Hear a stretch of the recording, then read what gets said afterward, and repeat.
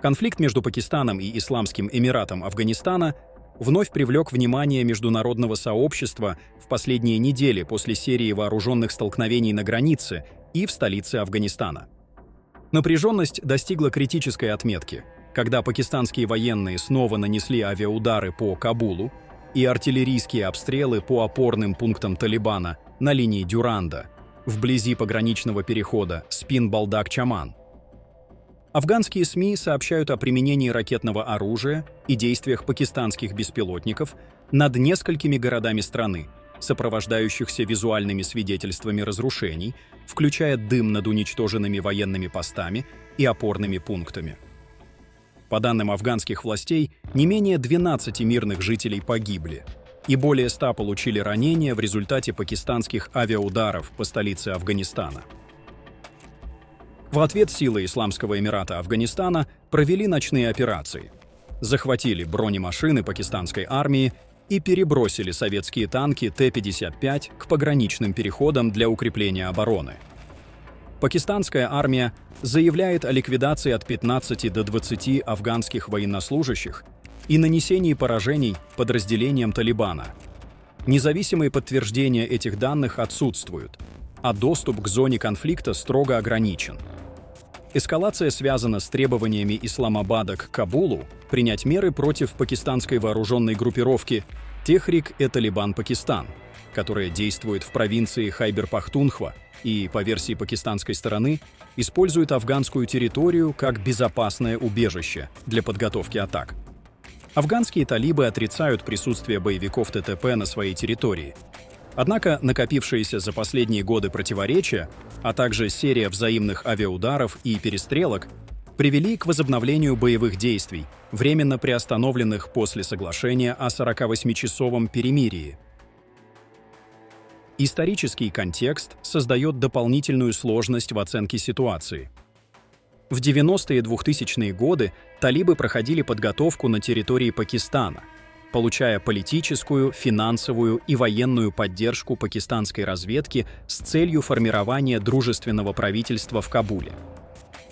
Эти факты демонстрируют, что отношения между странами и вооруженными формированиями региона исторически сложны, а понятия «вечный союзник» или «вечный враг» здесь неприменимы. Талибы изначально формировались с участием пакистанской инфраструктуры, и это оставило устойчивый след в современных стратегиях и восприятии угроз. Региональные последствия конфликта затрагивают соседние государства. По некоторым данным, Иран, учитывая нарастающую напряженность на границе между Афганистаном и Пакистаном, готов разместить тяжелую артиллерию вдоль своей границы с Афганистаном, что демонстрирует серьезное беспокойство относительно стабильности региона. Хрупкая ситуация на границе также сказывается на экономике. Пакистан закрыл пограничные пункты пропуска, что приостановило торговые потоки, оставив множество грузов на обеих сторонах границы. Эти меры создают дополнительное социальное напряжение, влияя на малый и средний бизнес и на жителей приграничных районов, зависящих от торговли. Конфликт имеет и политическую, и социально-экономическую составляющие.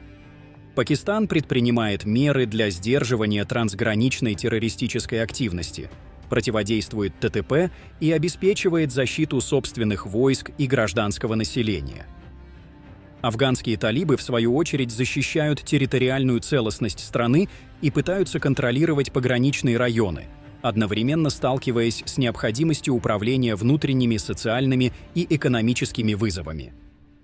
По данным ООН, ТТП получает значительную материально-техническую поддержку, что вызывает обеспокоенность Исламабада. Власти Пакистана также обвиняют Индию в содействии повстанческим группировкам с целью дестабилизации ситуации внутри страны, в то время как Дели отрицает эти обвинения и указывает на поддержку отдельных движений со стороны Исламабада в Кашмире. В последние годы напряженность усугубилась из-за трансграничной активности боевиков. С января по сентябрь этого года в результате атак ТТП погибли более 500 человек, включая свыше 300 пакистанских солдат и более 70 полицейских.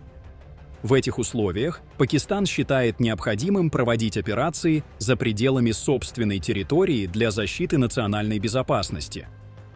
Афганские талибы, в свою очередь, воспринимают эти действия как нарушение суверенитета, что создает условия для ответных операций.